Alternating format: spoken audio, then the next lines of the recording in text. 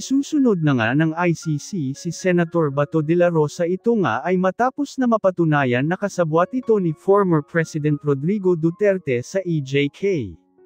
Ayon sa balita, kung anuman nga daw ang maging desisyon ng kinauukulan ay tatanggapin ni Senator Bato at handa umano si de la Rosa na linisin ang pangalan niya sa harap ng ICC. Narito panoorin ang video kung ano na nga ba ang update sa mga Duterte at sa paghuli ng ICC kay Senator Bato de la Rosa.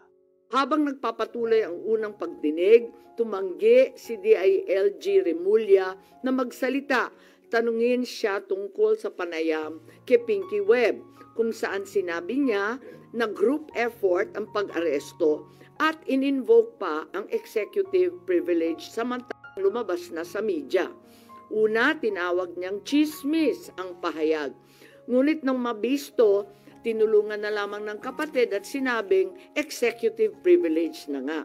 Isa pang malakas na sandata ng administrasyon upang pigilan ng komite ang pagsisiwalat ng katotohanan ay paggamit ng tinatawag na sub judice rule. Halimbawa, nung mahuli si General Torre na nagbibigay ng maling pahayag tungkol sa pagmamadaling ilipat si PRRD sa Hague dahil daw sa Article 125 ng Revised Penal Code, ngunit nung ipunto na yung Revised Penal Code, Article 125, ay para lamang sa warrantless arrest, bigla niyang ginamit ang sub judice na naman. Isa pang indikasyon sa pagtatakip ng administrasyon ay ang blanket invocation ng executive privilege ni Executive Secretary Bersamin upang pagbawalan lahat ng opisyal ng ehekutibo dumalo sa ikalawang hearing noong 3 ng Abril. Mas lumala pa ito nang sa hindi pangkaraniwang hakbang, tumanggi ang ating Senate President pumirma ng mga sabpina noong araw na yon. Bagaman dumalo mga opisyal sa ikatlong pagdinig noong 10 ng Abril, ginamit pa rin ang executive privilege sa mga susunod na isapin. Kung sino-sino nag-utos ng pag-aresto, kung sino ang nag-utos ng paglipat niya sa Hague, at kung paano nakuha ang eroplano na ginamit sa paglipat. Hindi nagtapos ang cover-up sa pagdinig dahil alam din natin na matapos yon pinalaya si Ambassador Lacanlilao at hindi na naman pinirmahan yung mga sabpina. Matapos ang pag-aresto kay PRRD, lumakas ang pro-Duterte sentiment at bumagsak ang trust rating ng administrasyon. Ayon sa isang mapagkakatiwalaang source, naglunsad na ngayon ang administrasyon ng isang communication plan upang ilihis ang atensyon ng publiko patungo sa mga issue ng West Philippine Sea at di umanong disinformation ng mga tinatawag na China trolls ng kanilang embassy. Kaya asahan natin na ito ang magiging balita sa mga susunod na araw. Hindi inaasahan ang political backlash sa pag-aresto sa dating Pangulo, kaya ngayon sinusubukan nilang kontrolin ang sitwasyon sa pamamagitan ng pag-focus sa West Philippine Sea, pagsisi sa China, at sa huli ay iuugnay ang pagtaas ng suporta kay Duterte sa sinasabing kampanya disinformation ng China. So una, may duda tayo na politically motivated. Ikalawa, whole of government ang nagamit dito, na talaga naman comprehensive itong planong ito. At ikatlo, ang mga posibleng managutan ng criminal and administrative charges. At iminumungkahi namin na imbestigahan ng Office of the Ombudsman ang mga sumusunod. Una, si DOJ Secretary Remulla Boying maaring managot sa violation of RA 3019, Anti-Graft and Corrupt Practices for sanctioning an invalid administrative arrest against the former president in contravention of the ruling of the Supreme Court in the 2023 case of immigration versus Juan Wenle. Maliwanag na napakadaming kondisyon, kwalifikasyon at requirement na isinaad ng ating Korte Suprema doon. Ikalawa, usurpation ng DOJ ng judicial functions. Kahit hindi sila korte, naghahatol sila na halos sila ang naging husgado. Ikatlo, grave misconduct and conduct prejudicial to the best interest of public service. Ikalawa, baka managot din si General Romel Francisco D. Marbil, ang Chief PNP, sa arbitrary detention, Article 124 ng Revised Penal Code. Violation of RA 3019, Anti-Graft and Corrupt Practices for inducing or persuading General Torre to perform an act in violation of laws, rules, and regulations or an offense in connection with the official duties of the latter. Grave misconduct and conduct prejudicial to the best interest of public service. Andito rin sa mga nakalista at ayon din sa payo ni dating Supreme Court Justice na nagpayo sa atin na malahil si SILG Secretary John Vic Remulla ay maakusahan din ng arbitrary detention katulad nung iba. Violation of 31.9 for inducing General Torre and Marbil to perform an act in violation of the Constitution and our laws. Ikatlo, grave misconduct and conduct prejudicial to the best interest of public service. Ang ikaapat na maaring patawan din ng kaso ay si General Nicolas Torre III. Maaring managot sa arbitrary detention. 2 counts of arbitrary detention, not only against the former president, but also against former Executive Secretary Medialdea.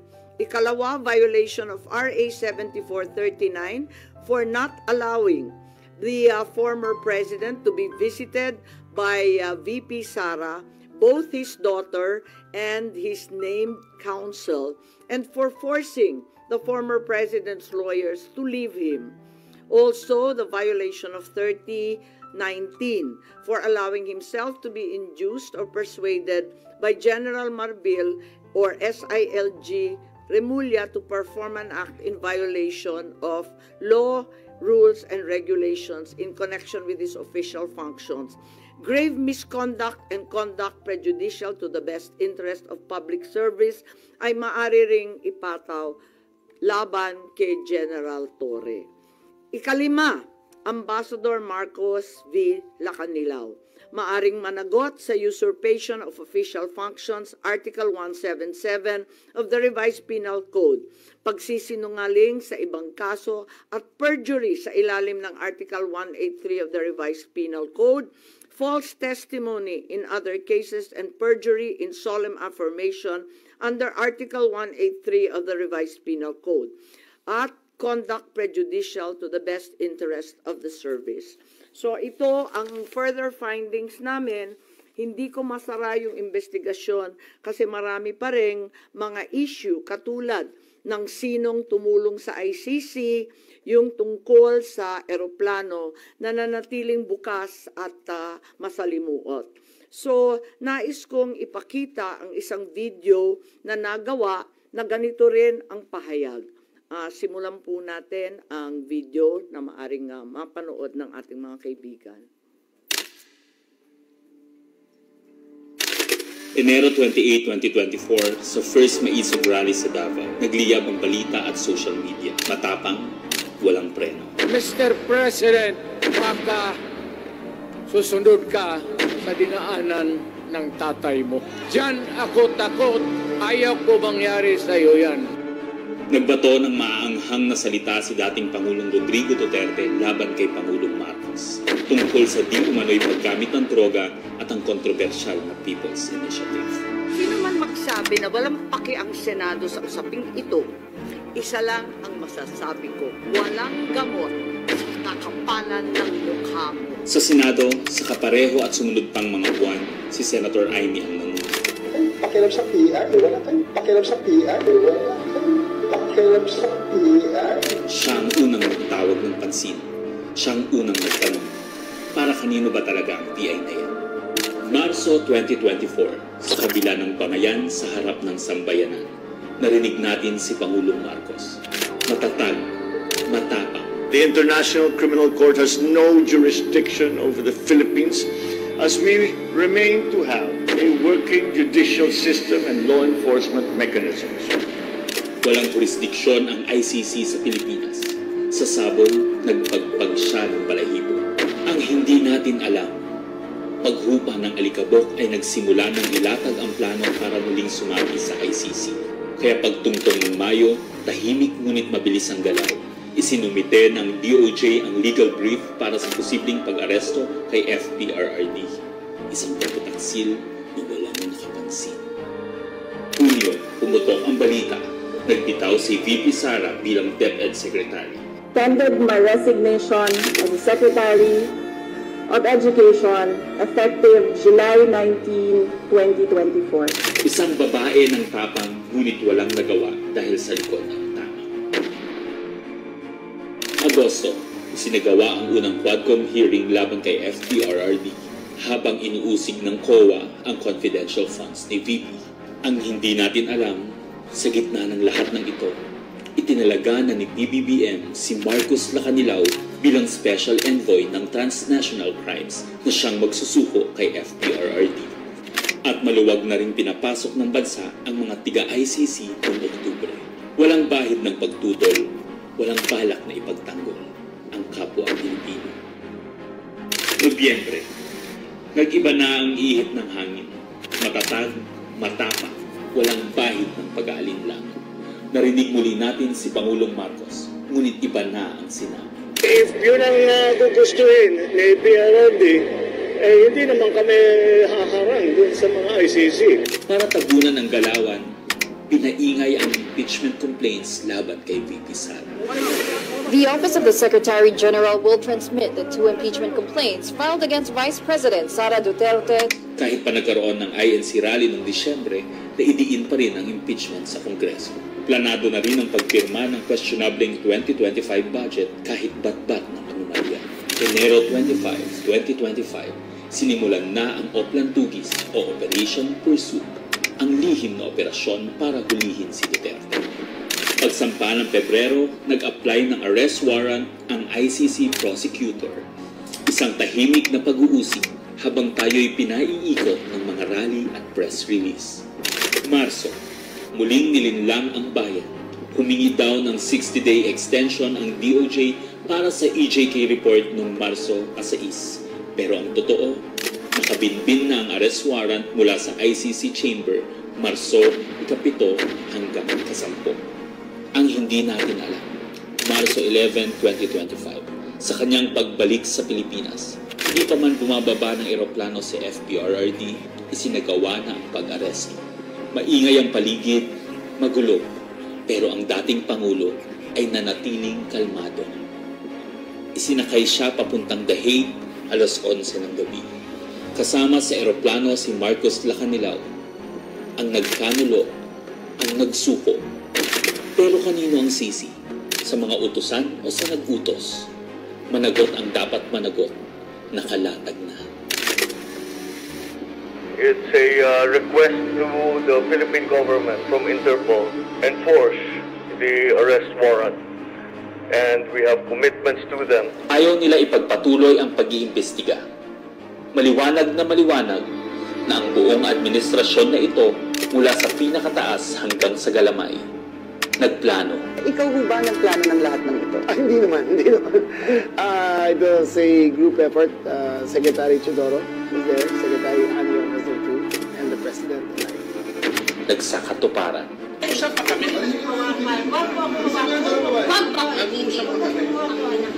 Kayo mga Wag mo hawakan yung nanay ko! Nagkagulo. Tayong magawa. Wala tayong magawa dahil mismo ang gobyerno. Nagtakpanan. Mamili ka. Kapag warrantless arrest, edi may period. Kapag may warrant, walang period. I am being cautioned by the DOJ, ma'am, that it may be sub-judice already to discuss that because of the habeas corpus pending in the Supreme Court. Ngunit lumabas ang buong katotohanan. Ganito pala ang bagong Pilipinas. Hindi man lang natin alam.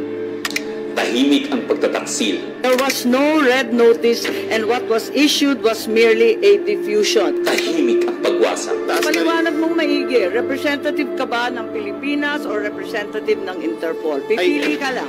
Nirepresent ko po ang Interpol NCB Manila. So mali itong papel na to. Harapan ang pagtalikod.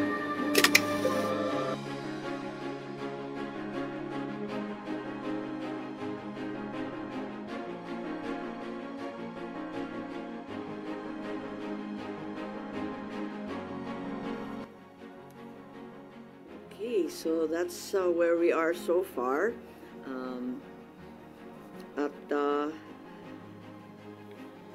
Mahirap hindian ang sinasabi sa bidyong yan na may isang malawakang plano na may kinalaman sa politika at sa 2028. Hello. Po. Ma'am, how's your relationship with the President? Nakapag-usap na po kayo? No, I haven't seen him in ages. I'm sure he's not happy about what's happening. I'm certainly miserable about these developments. Sinasabi niyong plano ng gobyerno, pinlano ito, politically motivated. You think PBBM allowed this po? Hindi ko alam, inako ni SOJ Boying Remulla na siya nag-utos. Ngayon hindi ko alam kasi sa isang banda, masasabing alter ego ang bawat membro ng kabinete. Sa ibang banda naman, kusang ginawa ni Secretary of Justice. May pinaimbestigahan kayo sa Office of the Ombudsman, so i-furnish niyo sila ng copy ng findings ninyo, ma'am? Yes, definitely. Papadala natin doon. Dahil, as we know, this is only in aid of legislation at may mga legislation na rin kaming naiisip hinggil sa mga usaping ito. Kailangan i-forward na namin sa iba't ibang korte. Itong findings ninyo, official na to, so no more hearings? Hindi ko pa alam. Ang tawag ko nga further findings because I'm not certain that we can close this. There are also allegations that, first of all, several weeks ago, a draft was mooted involving a warrant of arrest of 5 police officers, including Senator Ronald Bato de la Rosa. Of late, there has been a rumor, once again, that the Vice President will, in fact, be issued by the ICC a warrant immediately. So, alam natin na si VP Sara ay nandun sa listahan. Pero alam ko na nasa ibaba siya, no? Doon sa mga pinangalanan. Ngunit, ilang araw nakalipas, may mga report na siya na ang uunahin. Where did you get this information, ma'am? Nasusunod si VP Sara na arestuhin? Uso naman ng chismis ngayon. Chismis rin po. Not yet. A few incredible sources, but nevertheless, we have to pay heed. And let me make it clear, I will oppose that warrant with everything I have. Foremost, the administration has said time and time again through the President himself that the ICC has no jurisdiction in the Philippines. Therefore, any warrant of arrest by the ICC cannot be enforced in this country for lack of jurisdiction. It is nothing, that warrant from the ICC, but a mere scrap of paper. Walang bale yun. In addition, there's no basis for the Philippine government to cooperate with the Interpol in enforcing an ICC warrant. The mere fact that the void warrant is transmitted through Interpol does not make it less void, does not make it valid. At ikatlo, as the hearings have established, the circumstances surrounding the investigations of the ICC in this country, the incidents leading to the issuance of these ICC warrants, and the enforcement of such warrants are politically motivated and really are in violation of Article 3 of the Constitution of the Interpol itself, which prohibits the Interpol from participating in any intervention or activity of a political character. Ma'am, sabi niyo, you will do everything para harangin sakaling magkaroon na rin ng arrest warrant laban kay VP Sara? Ano bang mga action ang gagawin niyo? Wala tayong balak na isuko ang soberanya ng Pilipinas at ibaliwala ang ating husgado. So hindi baka maireklamo kayo ng obstruction of justice just in case? Hindi ko po alam. So ano mga action ang gagawin niyo, ma'am, para harangin sakali? Iniisip pa kung anong kailangan gawin dahil tulad nga ng sinabi ko, haka-haka pa lamang ito. Ngunit sa nakita natin sa mga nakaraang 2 taon, itong mga haka-haka, duda, suspetsa, madalas nagiging totoo. So may mga preparation na rin si VP Sara dyan sa chismis na natanggap niyo? Marahil po. Pero yung warrant na paparating para kay Senator Bato and other former police officials, credible na po yung source nyo dun, ma'am? Parang, kasi maliwanag yung listahan, pero andun siya sa sumunod na listahan ng ICC, di ba? Andun siya sa warrant, kaya't inaakala namin na yun na ang susunod. Pero hanggang ngayon, wala naman inilalabas at nagbago ang ihip ng hangin at ang balita ay si VP Sara. Ma'am, kanina nabanggit niyo po kanina na part ng diversionary tactic yung paglabas ng issue ng supposed paid trolls ng Chinese Embassy in Manila. Are you now saying that Senator Tolentino and the committee niya po were used po for this propaganda by the administration? Ay hindi ko naman gawain bumatikos ng kapwa senador, pero ang alam ko may utos talaga sa admin media na i-divert at mag-squid tactics ng bonggang-bongga, i-divert sa iba't ibang balita tulad ng mga sagupaan, yung fake news nga na tinake over na, yung kung ano-anong mga isla at islet, tapos yung balita ng 20 pesos rice, sinabay-sabay para ilayo sa tunay na problema.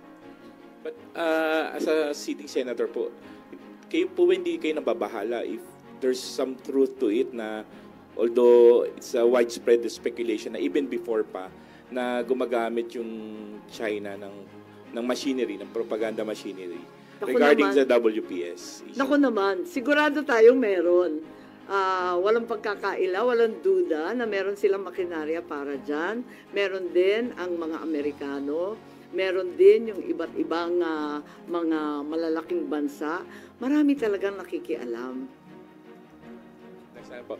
Ma'am, how do you feel about people saying na hindi maganda na kayo po kinampihan nyo yung mga Dutertes, yung kalaban ng kapatid nyo, more than dun sa kadugo nyo po si President Marcos? How do you feel about that? Masamang-masama ang loob ko, ngunit ang akin lamang, kailanman hindi kami nag-away ng aking kapatid. Yung mga amuyong sa palasyo, yung mga nariyan, yung mga lulong, ayun, sila po ang ating kaaway. At hindi ko naman kinakampihan ang isang panig laban sa isa. Ang pinapanigan ko lamang ay ang soberanya ng Pilipinas na isinusuko natin. Nakakahiya naman itong ginagawa natin na. Ma'am, sino daw yung lulong? Abangan po ninyo.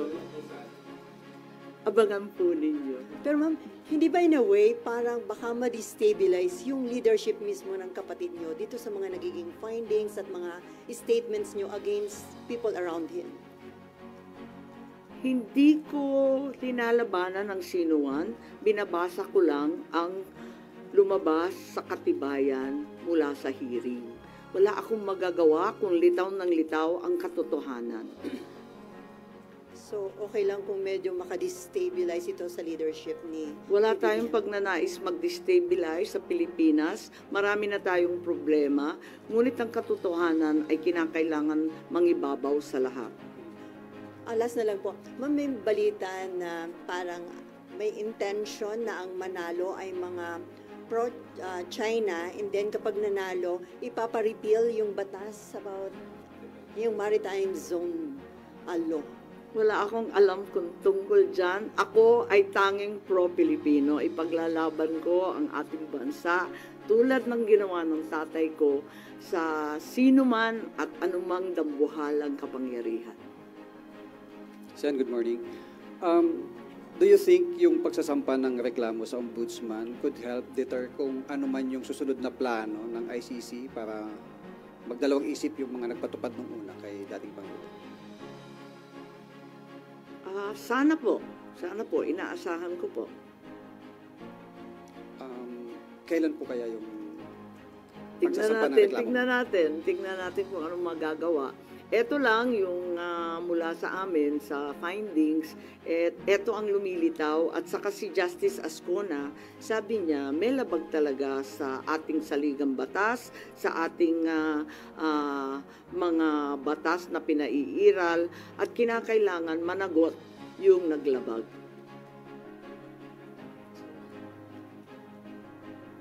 Ma'am, balikan ko lang yung warrant, ICC warrant to, ma'am, no, yung narinig nyo para kay VP Sara. When is this coming out? Chismis nga lang kaya walang name and date. Ma'am, yung further findings yung approval po ng committee members. Yes, hindi to committee report hindi ako kukunwari na committee report to. We are not in session, we're in recess. So, wala pa talagang committee report na masasabi. Kaya lang, sa daming nagtatanong, sa marami na nagsubaybay sa oras-oras na hearing, pakiramdam ko, obligado ako magsaad ng findings along the way. Kasi nga hindi matapos-tapos at hinahadlangan ng todo-todo. Doon may binabanggit din po na yung Republic Act 9851 wherein it says na yung pag-present sa local court ng isang individual who is facing an allegation of crimes against humanity, hindi na kailangan the government, although the term used was may surrender yung individual na yun. Do you think it's enough dun sa nangyari kay former president? Sa bagay na yan, sa palagay ko, ang Senado kasama ng Kongreso maaring magbago ng batas at liwanagan yung Article 17 nung 9851 kasi hindi maliwanag doon, parang natanggal sa proseso ng pagpipinal. Nakita ko yun, maliwanag yung surrender, maliwanag yung alin yung extradition. Maliwanag na yung surrender ay para sa dayuhan lamang. Pero, dun sa final version mukhang na-edit, kaya maari natin tignan yan dahil ang purpose ng investigation sa Senado ay talagang in aid of legislation. Isa na yon na kinakailangan tignan. Isa pa yung extradition law na inakda ng tatay ko. Ang tagal-tagal na nun. Marahil kinakailangan tignan na rin natin yan dahil hindi na pakay sa mga problema ngayon yung ibang provision doon. Since it's not yet amended yung binanggit niyo po na section 17, that's still existing. Hindi po ba enough to justify what happened during yung March 11 arrest? Kapag hindi maliwanag ang isang bagay, binabalikan yung debate sa Senado, yung transcript at saka yung contextual analysis ng mga pahayag ng ipinasa, rinipaso yan. At maliwanag dun sa original na talagang yung surrender ay para sa dayuhan lamang. Kung bakit na iwaglit at naiwan yun at may nilagay na mga pag-aamyenda sina Senator Subiri, sina Senator Gordon noong panahon na yon, hindi ko alam kung nakalimutan lamang o sa pagmamadali hindi na isaayos ng maigi. Pero yan naman ang trabaho talaga ng mambabatas. Tignan at isaayos, iklaro ang mga hindi masyadong maliwanag. Ma'am, pareact lang dito. Yung kay Pangulong Marcos po tsaka VP Sara na trust and performance rating, kay Pangulo po 60% trust, 59% performance, pero it represents a decline po since nung fourth quarter ng bansa. Habang kay VP po, tumaas po siya ng 9 percentage point. Comment on this. Pasensya, pero hindi na ako nagbabasa ng survey. Kaya hindi ako up to date dyan. Ang nararamdaman ko, ang pagpuot, ang hinanakit, at ang galit ng mga Bisaya Galing po ako sa Cebu, mamaya pupunta ako sa Davao. Alam na alam ko ang pakiramdam nila. Ngayon, kung ganito rin ito sa Luzon, ramdam ko sa Manila, hindi ugali ng Pilipino ang pang-aape sa matanda na may sakit. Hindi natin gawain yan.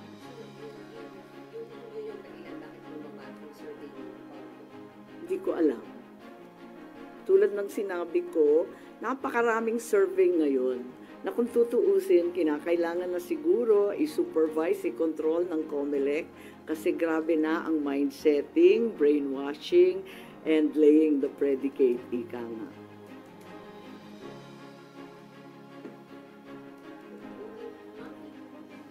Thank you so much. I have a longer report of 26 pages. I think it's available. We also have USBs of the Tagalog statement, as well as the graphic version of the timeline, and I can also provide that video that we received. What I read ay yung Tagalog. Opo, nandito. Okay lang. O sige. Pero may soft copy ba kayo? Hindi ko alam. Meron.